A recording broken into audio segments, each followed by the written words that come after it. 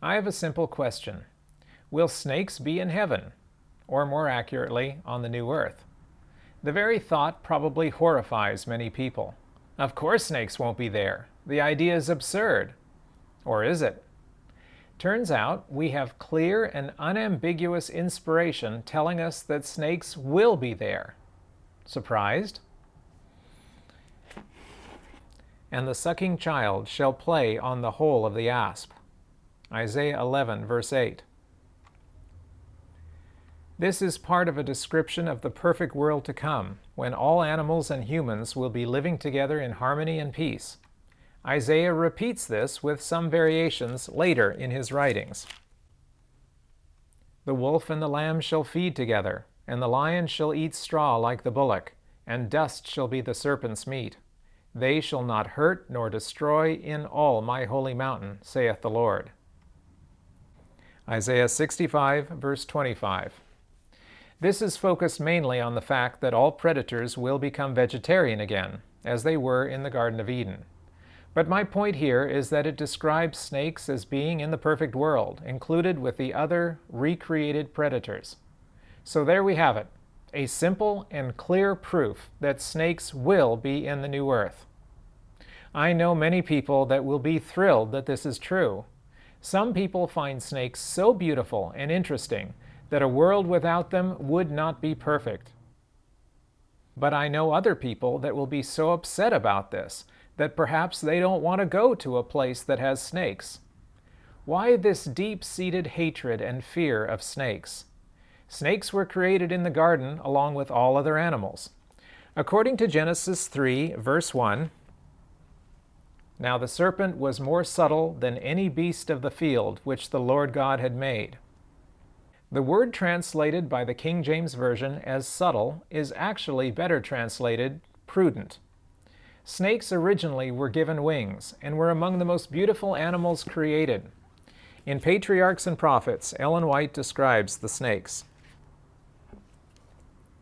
The serpent was then one of the wisest and most beautiful creatures on the earth. It had wings, and while flying through the air presented an appearance of dazzling brightness, having the color and brilliancy of burnished gold. Patriarchs and Prophets, page 53. Because of the beauty and fascination of the snake, Satan chose it as his vessel to tempt Eve. He possessed it and spoke through it, and succeeded. Adam and Eve ate the forbidden fruit and fell, and the earth was cursed. Many people today think that God cursed the snake due to some complicity on the snake's part with Satan, and therefore we should hate them too. But this is not what really happened. The snake was just an innocent animal. It was taken by force and had no awareness of Satan's plans. In order to accomplish his work unperceived, Satan chose to employ as his medium the serpent, a disguise well adapted for his purpose of deception. Patriarchs and Prophets, page 53. Note that Satan chose the snake. The snake didn't choose Satan. It is true that God made snakes crawl on their bellies, but this was only a figurative curse that was used to symbolize the results of sin. There are actually many species of lizard that also have no legs, such as the glass lizards, sand skinks, and worm lizards. There is also an entire order of amphibians that have no legs as well. No one has ever suggested that these animals are cursed. Were they hanging out in the same place in the garden when the serpent got cursed and accidentally lost their limbs as well? Did God's thunderbolt against the snake miss and do collateral damage to those other innocent animals? Of course not. God designed many different forms of life, and being legless is one of them. Changing snakes to be crawlers rather than walkers or flyers is simply a rearrangement of designs and not actually a curse. Actually, God redesigned snakes to become one of the great movement specialists. They can crawl on virtually any surface, sometimes at great speed. Many can climb trees, swim, burrow, and some can even glide through forests. The curse of snakes is just a symbol to give us an object lesson about the results of sin. But there are women who tell me that they are afraid of snakes because God put enmity between snakes and women, and there is nothing they can do about it. But that is not what Scripture says. And I will put enmity between thee and the woman, and between thy seed and her seed. It shall bruise thy head, and thou shalt bruise his heel. As can be seen from the second half of this verse, this is talking about Satan. Satan has his head bruised, and he bruises Christ's heel. That means the first half says that God puts enmity between Satan and the woman, not the snake and the woman. I know plenty of women, including my wife Delise, who happen to love snakes and have no fear of them. No one is born with a fear of snakes, as scientific studies have conclusively proven. The fear of snakes is totally cultural and found in both men and women. Fear of snakes is taught to children, not innate. But snakes are dangerous, aren't they? Some species are very dangerous, it is true. The most dangerous ones are found mostly in Africa and Asia, and they kill many people. Those species have to be dealt with as any dangerous species of animal. Self-defense is a valid principle of the Bible. But elsewhere, the danger is much less, and in some places, non-existent. Despite claims to the contrary, American snakes are some of the least dangerous snakes in the world. People demonize rattlesnakes and copperheads, but actually deaths from them are shockingly small. All combined, deaths from snakebite in North America average about 5 per year. So let's break this down. How does this danger relate to others that threaten all of us with mortal peril? 5 deaths from snakebite, all species of venomous snakes combined, per year. What other death rates are higher? Well, there are an average of 13 deaths per year from vending machines. I assume this is from them falling and crushing hungry people trying to access their goods, or maybe from electrocution. Whatever. That's over double the damage that snakes do. But I haven't heard about any campaign to round up and exterminate vending machines. What else? 15 people die per year from falling icicles. Ouch. Lethal dropping daggers of death. 3 times the death rate of snakebite. But it gets worse. 20 people per year die from one of the truly horrific animals of our time. Cows. Yes, you heard right. Cows. When they are placidly looking at you, are they planning mayhem? I think we should eliminate all cows from America from this point forward to prevent a loss of human life that is 4 times greater than from snakes. To close this examination of havoc and destruction, we will now look at a cause of death nearly 5 times greater than from snakebite, and that is the 24 humans, on average, that die per year from champagne corks. Oh, the humanity! Won't someone think of the children? Alert your neighbors, assemble a posse, and let's take our pitchforks and torches to every store and cellar that contains these lethal weapons of doom.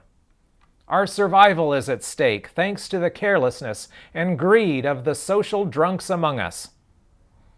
I'm being ridiculous on purpose to point out the foolishness of hating and killing snakes in a misguided attempt to protect ourselves. Snakes are vitally important to the ecosystem, and the few species that actually pose a danger are not as dangerous as wild stories and propaganda have led us to believe. In fact, they save far more lives than they take, as they eat uncountable numbers of rodents. Without them doing so, rodents would eat our food, spread disease, and cause us even more problems than they do now. Snakes are our allies, made as such by God and part of His balanced plan. One last surprising statistic.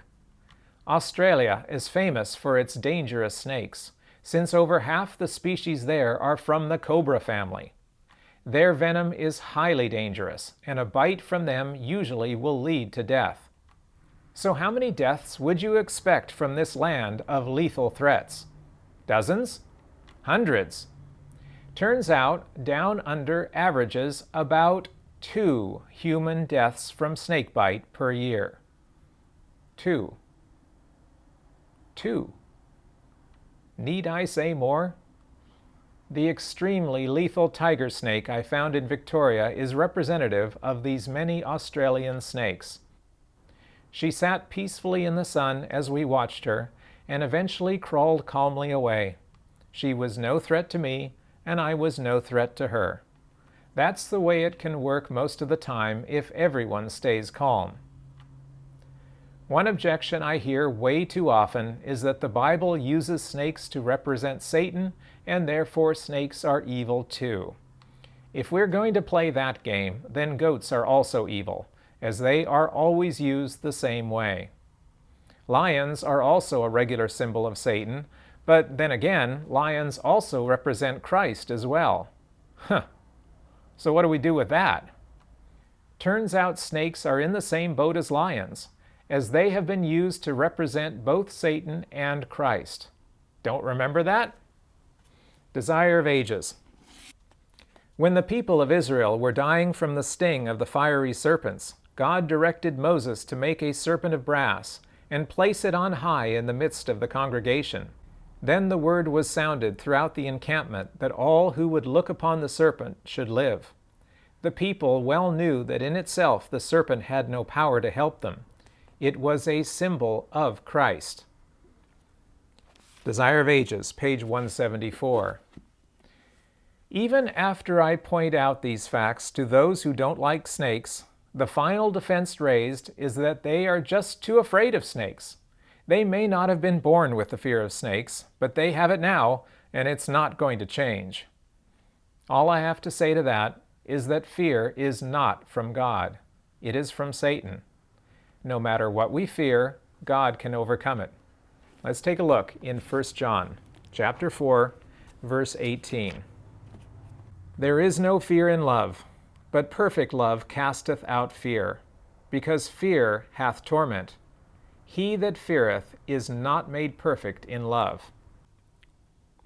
Which is more important to hang on to, a fear generated by the archenemy, or the love that God has ready to give us to replace any fear we have? You can't have both, so pick which you prefer to keep. Snakes are just an animal, like all others. They want nothing to do with humans, but will defend themselves if we bother them.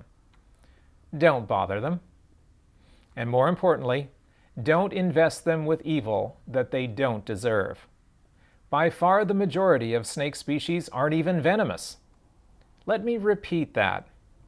The vast majority of snakes have absolutely no venom, and most venomous snakes are not at all aggressive. There are only a very few that are able and willing to inject venom into us. Let us focus our attention on threats that are real, such as car crashes, smoking, and hamburgers. A last quotation should put all of this in perspective, again from the Desire of Ages. It was He, Christ, that filled the earth with beauty, and the air with song. And upon all things in earth and air and sky, He wrote the message of the Father's love. Now sin has marred God's perfect work, yet that handwriting remains. Even now all created things declare the glory of His excellence. There is nothing, save the selfish heart of man that lives unto itself. No bird that cleaves the air, no animal that moves upon the ground, but ministers to some other life. Desire of Ages, page 20. No animal that moves upon the ground, but ministers to some other life, includes snakes. This is the testimony of inspiration. We can be glad that snakes will be in the new earth, since they are a wonderful and unusual facet of creation. Will they have wings again? Who knows? I'm just happy that they will be part of the celebration.